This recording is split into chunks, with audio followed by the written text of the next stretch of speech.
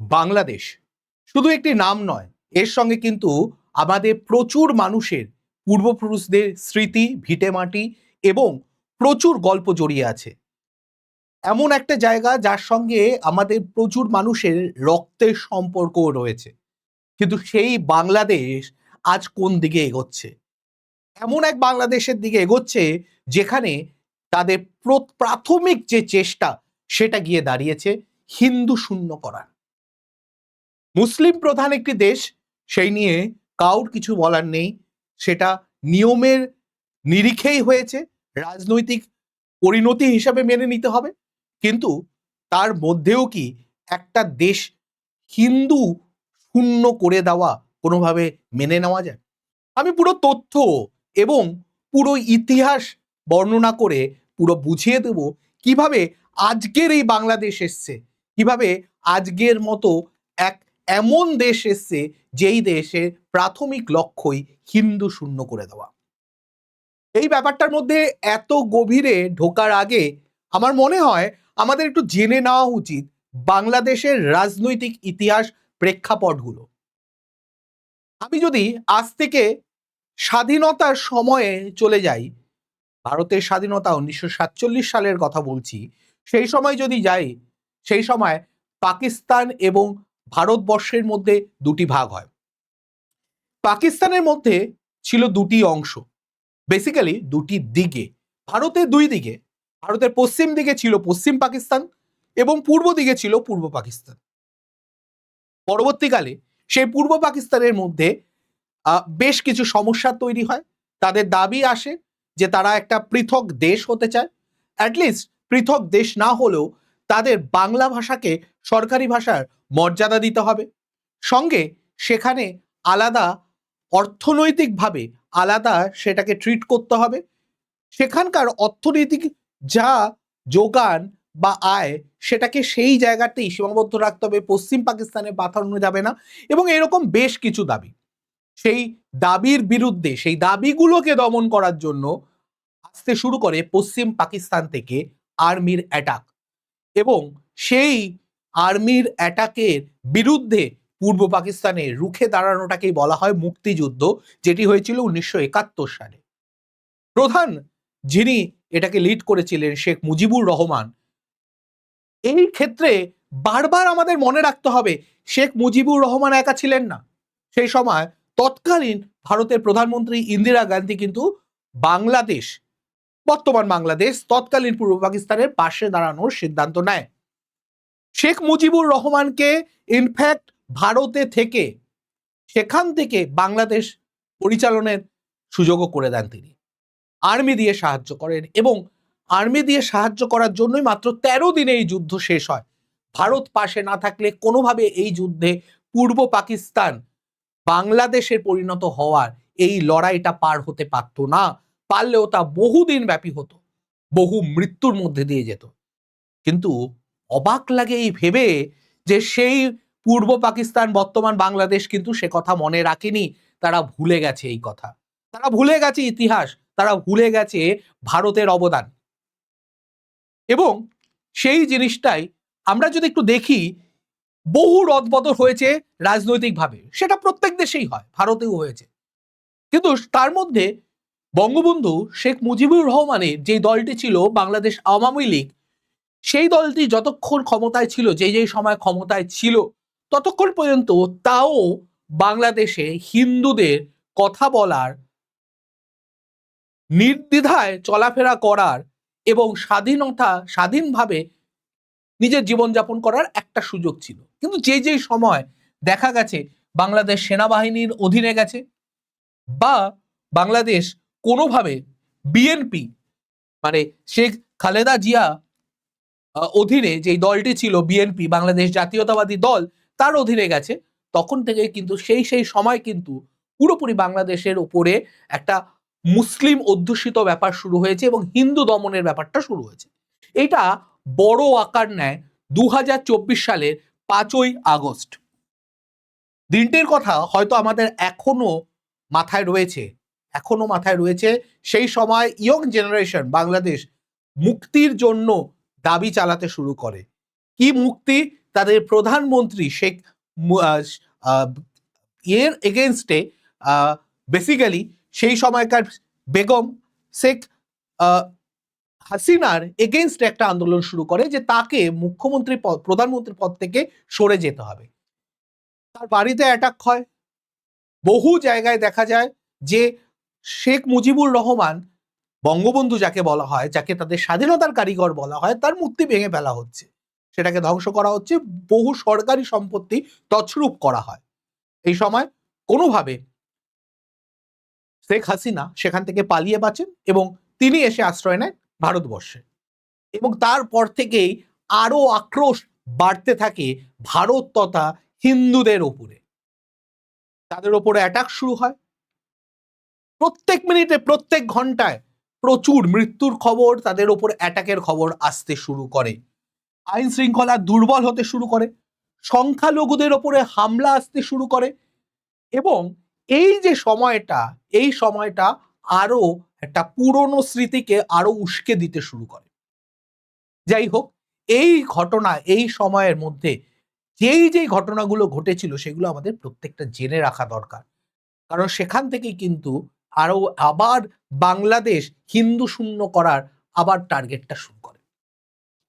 সেই সময় যখন বাংলাদেশে অধীনে নিয়ে নিল ইয়ং জেনারেশন, জেন জি যেটাকে বলা হয়, যে আন্দোলনটা আমরা শ্রীলঙ্কায় দেখেছি, যে আন্দোলনটা আমরা নেপালে দেখেছি, সেই জেন জি আন্দোলনের পরে বলা হয়েছিল কি, সমান নিরাপত্তা থাকবে হিন্দু, মুসলিম এবং প্রত্যেক ধর্মের মানুষের, সম্প্রীতি বজায় থাকবে, কোনো রকম কাউকে আন্ডার এস্টিমেট করা হবে না, কোনোভাবে কোনো হিন্দু যাতে দুর্বল মনে হয় সেই ব্যাপারটা করা হবে না, এবং আইনের শাসন থাকবে, আইনের শাসন থাকবে। কিন্তু প্রতিশ্রুতি আর বাস্তবের মধ্যে আকাশ পাতাল তফাৎ দেখা যায়। কি দেখা যায়? বাস্তবে দেখা যায় যে সেখানে হিন্দুদের ওপরে, এবং শুধু হিন্দু নয়, সরকারি সম্পত্তি থেকে শুরু করে সবকিছুর উপরে হামলা হয়, লুট শুরু হয়, দখল শুরু হয়, বিচার বিভাগীয় বা বিচারহীনতার একটা অভিযোগ আসতে শুরু করে যে কোনো বিচার হচ্ছে না, কোনো কিছু হচ্ছে না, যে যা পাচ্ছে সেরকম ভাবে তছরূপ করে চলছে। তার মানে প্রতিশ্রুতি আর বাস্তবের মধ্যে কোনো মেলবন্ধন আর খাচ্ছে না। আমরা যদি ডেটা দেখি না, ব্যাপারটা আরো ক্লিয়ার হবে আমাদের কাছে। 1951 সাল, স্বাধীনতার 4 বছর পর, সেটা বাংলাদেশ, সেটা পাকিস্তানের, তৎকালীন পাকিস্তান এবং ভারতবর্ষের কথা বলছি, কারণ বাংলাদেশ তখনও তৈরি হয়নি, পূর্ব পাকিস্তান রয়েছে। তাহলে ওই সময় পূর্ব পাকিস্তানে যদি হিন্দু জনসংখ্যা দেখা হয় ছিল 22%, মানে 78%, 100 জনের মধ্যে, প্রতি 100 জনের মধ্যে 78 জন মুসলিম এবং 22 জন হিন্দু। 2022 সালের ঘটনা যদি দেখা হয়, 22 সালের ইতিহাস যদি দেখা হয়, এখন আরো খারাপ অবস্থা। আমি 22-এর ডেটা যেটা লাস্ট পেয়েছি আমি সেই হিসাবে বলছি, 8% হিন্দুতে গিয়ে দাঁড়িয়েছে। মানে 92% মুসলিম এবং মাত্র 8% হিন্দু। কেন? কেন এটা এত কমেছে? উল্টো দিকে আমরা যদি ভারতবর্ষে দেখি, কই এই রকম ব্যাপারটা তো হয়নি, এই বৈষম্যটা তো তৈরি হয়নি। যদিও আমি কোনোভাবে বাংলাদেশ, পাকিস্তানের মতো দেশের সঙ্গে আমাদের দেশকে গুলিয়ে ফেলতে চাই না। আমাদের দেশের ঐতিহ্য, আমাদের দেশের এথিক্স, আমাদের দেশের ধর্মনিরপেক্ষতা অন্য যে কোনো দেশের থেকে অনেক বেশি। তাই তাদের সঙ্গে তুলনা করে আমাদের দেশকে আমি ছোট করতে চাই না। তবুও আমাদের, যখন আমি নিজে, আমাকে অনেকে একটা সময় দেখা যায়, আমাকে কেন, আপনাদের প্রত্যেকে যারা বাঙাল তাদেরকে বলা হয় পিঠে কাটা দাগ আছে। কিন্তু একবারও ভেবে দেখেছেন যারা বলেছেন এই পিঠে কাটা দাগ, এটা কতটা কষ্টে একটা দেশ থেকে সব ছেড়ে চলে আসতে হয়, তার সম্পত্তি, তার জমি, তার বাড়ি, তার আত্মীয় পরিজন, কতটা কষ্টের বিষয় কোনোদিনও ভেবে দেখেছেন? বলাটা খুব সোজা, নিজেকে সেই জায়গায় রেখে ভাব। আমি যদি এই দেশ ত্যাগের কথা বলি, প্রত্যেক দিন 1964 থেকে 2013 সাল পর্যন্ত প্রত্যেক দিন 632 জনকে ভিটে মাটি ছাড়া হতে হয়েছে। প্রত্যেক দিন একটা মানুষ যখন তার ভিটে মাটি ছেড়ে আসে, তার রুটটাকে ছেড়ে আসে, তার পুরো সব ছেড়ে আসে, নিঃস্ব হয়ে আসে, তখন তার কাছে আর কিছু করার থাকে না, তার মাথায় কিছু থাকে না, কি করবে, কিভাবে চলবে, ভবিষ্যতের কোনো প্ল্যান থাকে না। প্রায় 1.13 crore 1,13,00,000 লোক হিন্দু দেশ ছেড়েছে এই সময়ের মধ্যে। ভাবতে পেরেছেন কেন কেন তাদেরকে দেশ ছাড়তে হচ্ছে? কেন দেশ ছাড়ে একটা মানুষ? নিরাপত্তাহীনতা, সম্পত্তি হারানো, বিচার না পাওয়া, ভবিষ্যতের কোনো নিশ্চয়তা নেই, এই তো। কিন্তু কেন এটা হচ্ছে? কেন সেই দেশের সরকার দায়িত্ব নিতে পারছে না, বারবার সেই দায়িত্ব নিতে ব্যর্থ হচ্ছে? কেন? কে জবাব দেবে? একটা দেশ এই পরিস্থিতিতে কেন পৌঁছাচ্ছে? কেন সেখানকার হিন্দুদের বারবার নিপীড়িত হতে হচ্ছে, ভিটে মাটি ছাড়া হতে হচ্ছে, সন্তান হারা হতে হচ্ছে, জমি সম্পত্তি হারা হতে হচ্ছে, দেশ ছাড়া হতে হচ্ছে? কেন? ভাবুন, প্রশ্নটা আমাদের ভাবা দরকার। আমরা যখন এখন পশ্চিমবঙ্গে যখন বাংলাদেশিদের তাদের দেশে পাঠানোর কথা হচ্ছে, কিছু মানুষের বুকটা কেঁপে উঠছে।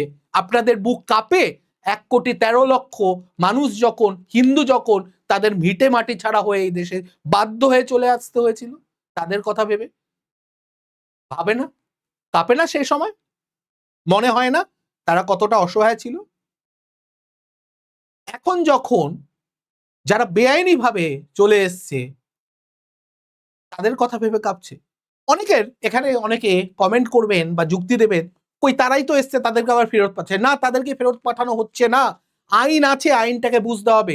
একটা সময়ের পরে আপনি যখন ওই দেশ থেকে এসছেন তখন আপনি বেআইনি ভাবে, আপনাকে আইনটা জানতে হবে, কে কি বোঝালো নয়, আপনাকে জানতে হবে। এই যে জমি, যেই পরিমাণ জমি আজকে যদি বেদখল হয়ে থাকে, ভূমিহীন হয়ে থাকে হিন্দুরা, 60% হিন্দু আজ ভূমিহীন।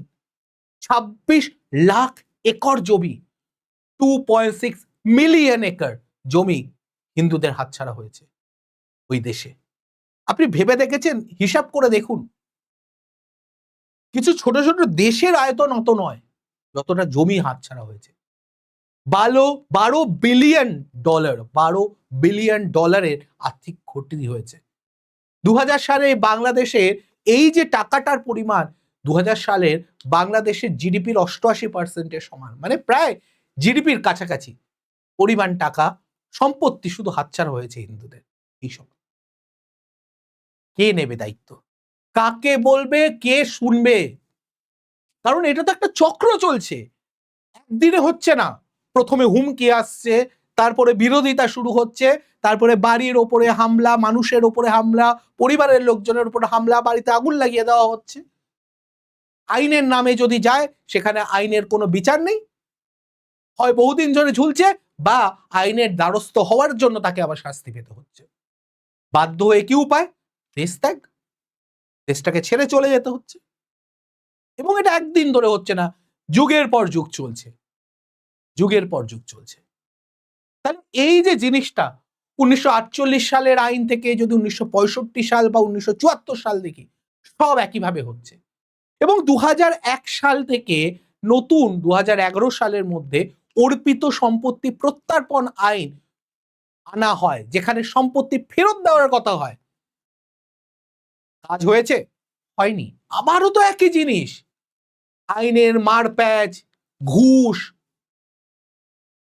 জটিলতা সব মিলিয়ে কোনো ফল আসছে না, যেই কে সেই হয়ে রয়েছে।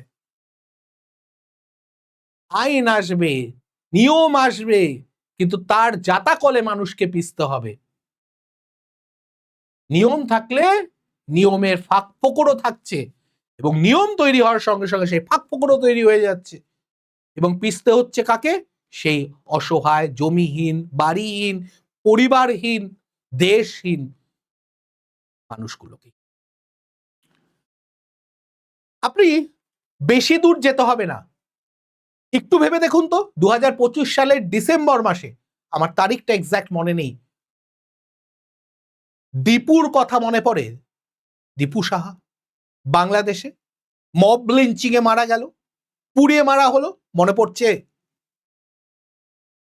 এই একজন দীপুর কথা নয়, বহু যুগ ধরে বহু দীপু এইভাবেই নিপীড়িত হয়েছে, এইভাবেই অসহায়ভাবে নিপীড়িত। জাস্টিস আসেনি, আসবেও না হয়তো। বাধ্য হয়ে আন্তর্জাতিক সংস্থাগুলো এর এগেনস্টে কথা বলা শুরু হয়, আন্তর্জাতিক সংস্থাগুলোতে বলা হয়, আন্তর্জাতিক সংস্থাগুলো এই নিয়ে আলোচনা শুরু করে, মানবাধিকার সংস্থাগুলো এর পর্যবেক্ষণ শুরু করে, ধর্মীয় স্বাধীনতা নিয়ে প্রতিবেদন শুরু হয়, আন্তর্জাতিক আলোচনা হয়, দেশের ভাবমূর্তিতেও প্রভাব পড়ে। কি লাভ হয়েছে তাতে? বর্তমানে 2026-এ নতুন সরকারও এসছে, জানি না তারাও কোনো সদ্গতি করতে পারবে কিনা, সময় হয়তো বলবে। আবার সেই বিএনপি সরকার, আমি বলেছিলাম বিএনপি সরকারের ব্যাপারটা, যদিও অন্য প্রধানমন্ত্রী হয়েছে, কিন্তু কি হবে? যারা অলরেডি দোষ করে বসে আছে তারা কি আদৌ শাস্তি পাবে? যারা বিচার পায়নি সেই হিন্দুরা তাদের জমি বাড়ি ফেরত পাবে? যারা দেশ ছাড়া হয়েছে তারা কিভাবে বিচার পাবে? জানি না, আমার কাছে উত্তর নেই। আপনাদের কাছে উত্তর থাকলে জানাবেন, প্লিজ জানাবেন। আমি জানতে চাই, সত্যি জানতে চাই, কিভাবে হিন্দুরা এরকম ভাবে বিচার পাবে। দুটো ঘটনা বলি। দীপু সাহার তো কথা বললামই। ময়মনসিংহতে এটা খুব রিসেন্ট ঘটনা, গত 2-3 বছরের ঘটনা। তারকানন্দায় তালা ভেঙে কালী মন্দিরের মূর্তি ভেঙে ফেলা হচ্ছে, এবং শুধু ময়মনসিংহ নয়, ঢাকা থেকে শুরু করে সব জায়গায় এই জিনিসগুলো হচ্ছে। বাড়ি ভেঙে ফেলা হচ্ছে। সিরাজগঞ্জে ভুয়ো অভিযোগে হিন্দু পরিবারের রূপকে উচ্ছেদ করে দেওয়া হয়েছে, মারধর করা হয়েছে, আগুন লাগিয়ে দেওয়াও হচ্ছে। এরকম বহু ঘটনা দেখা গেছে। কেন? কারা দায়ী? আইডেন্টিফাই করা এত কঠিন। সরকারের সদিচ্ছা থাকলে হয় না? সব হয়। সদিচ্ছাটারই অভাব। একটা হামলা শুধু হামলা নয়, তার পরিবারকে বাস্তুচ্যুত হতে হচ্ছে, বাড়ি জমি সব পরিত্যাগ করে চলে যেতে হচ্ছে, কিছু কিছু ক্ষেত্রে তাকে শিকড়হীন হয়ে পড়তে হচ্ছে, বাড়ি জমি দেশ ছাড়া হতে হচ্ছে। বারবার বলছি, ভাবুন, কেন? ভাবার সময় এসছে। অনেক দিন হলো, এবার তো আমরা আমাদের কথা ভাবতে শিখি। আমাদের রুট, আমার নিজের রুট বাংলাদেশ, আমার নিজের পূর্বপুরুষ বাংলাদেশ থেকে, মায়ের দিক থেকে, বাবার দিক থেকে। কিন্তু এই বাংলাদেশ সেই বাংলাদেশ হয়তো নয়। যেই বাংলাদেশকে ভারত সাহায্য করেছিল বাংলাদেশ হতে 1971 সালে, সেই বাংলাদেশ এই বাংলাদেশ নয়। ভুলে গেছে, খুব সহজে ভুলে গেছে। প্রশাসন নীরব, পক্ষপাত দুষ্ট। সেনাপ্রধান সুন্দর বাংলাদেশ গড়বে বলে প্রতিশ্রুতি দিচ্ছে, নতুন সরকার এসছে, সেনাপ্রধানও এসছে, কিন্তু সেগুলো স্লোগান। মন্দির ও হিন্দু এলাকায় প্রকাশ্যে মৌলবাদীরা মহড়া করছে, সেনাবাহিনী নির্বিকার, কোনো সারাশব্দ নেই। সেনাবাহিনীর মধ্যে ধর্ম, মুসলিম ধর্ম নিয়ে তোষণ চলছে। পুলিশের কাছে অভিযোগ করেও কোনো প্রতিকার মিলছে না, মিলবে না। বুঝতে হবে কেন মিলবে না। রাজনৈতিক প্রতিশ্রুতি আসছে, সব ধর্মের মানুষের জন্য সুন্দর বৈষম্যহীন বাংলাদেশ গড়ব। হচ্ছেটা কি?